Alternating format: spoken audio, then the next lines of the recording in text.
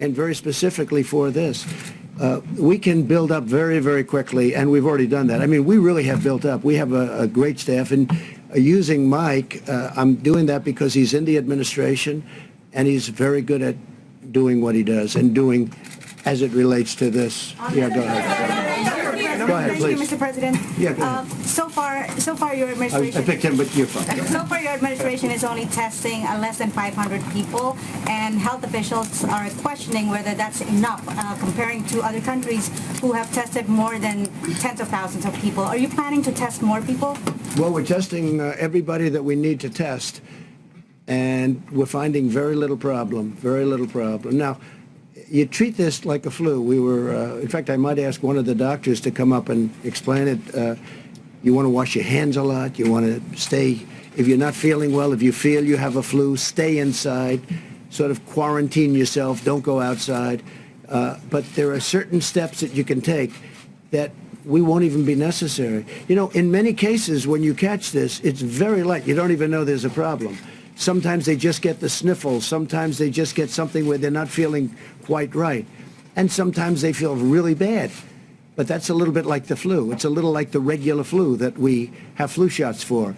And we'll essentially have a flu shot for this in a fairly quick manner. Yeah, go ahead. Mr. President, 2 weeks ago, Mr. President, you're acting... The president speaking right now at the White House about the coronavirus situation, emphasizing earlier in his remarks just 15 cases right now, and the risk is low, although we're hearing from Secretary Azar that the risk can increase. We'll monitor.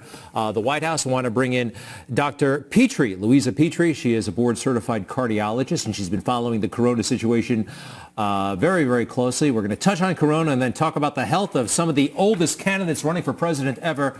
Hi there. Hi, Greg. Yes, a lot has been said today about coronavirus, and I'm just adding a few things here. Yes, let me ask you, please. I've heard from Michael Savage earlier that we all should be very, very worried. He's wearing a surgical mask in his radio studio.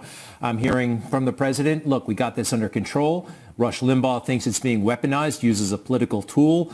What is the threat in your opinion? Is the media making too much of this? Not enough? What?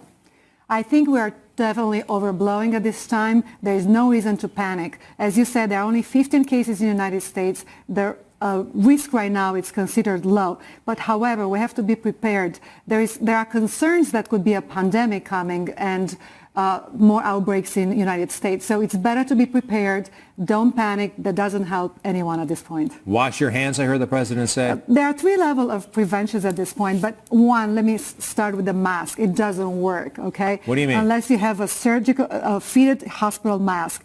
The over-the-counter or this surgical mask we see don't protect. So CDC doesn't recommend using them. And by the way, those things are made in China. Yes, but they don't work. So they don't work? Nope. All right, that's a news flash. I think I see a lot of people wearing them now more than ever. What do you mean they don't work? They just don't keep the germ? Why do you wear them in the hospital? Well, it's more for self-protection, but when it comes to droplets, if you sneeze, they can go around. The respiratory mask we use in a hospital, they have to be well fitted. Nothing has to go through. Now, the president said he was briefed, and this is interesting, and anybody who points out the regular flu, thousands, tens of thousands of people die from the regular flu. And when somebody tells me that, I wonder, oh, why are we so concerned about corona? I know we should be, but that does put it in some kind of perspective, or is it misleading? It's not misleading at all. First of all, the coronavirus is more contagious than the flu. But in the same time, flu is a bigger threat in the United States. We had 26 million cases and 14,000 deaths so far. But corona... And we are mid-season. We're not done yet. Corona is more contagious, it's more contagious. Like one positive person can spread it to 3 other people. And it's more lethal. Yes, it has a fatality rate of almost 10% in elderly people. Very quickly, we brought you in here originally to talk about some of the oldest candidates running for president. President Trump, by the way, is the oldest president we've ever had. Or actually, he wasn't as old. Reagan ultimately became older in office, but the oldest president ever elected. Bernie and Bloomberg, they both have heart issues. Do you see any problem, anything that could prevent them from being president from a health perspective?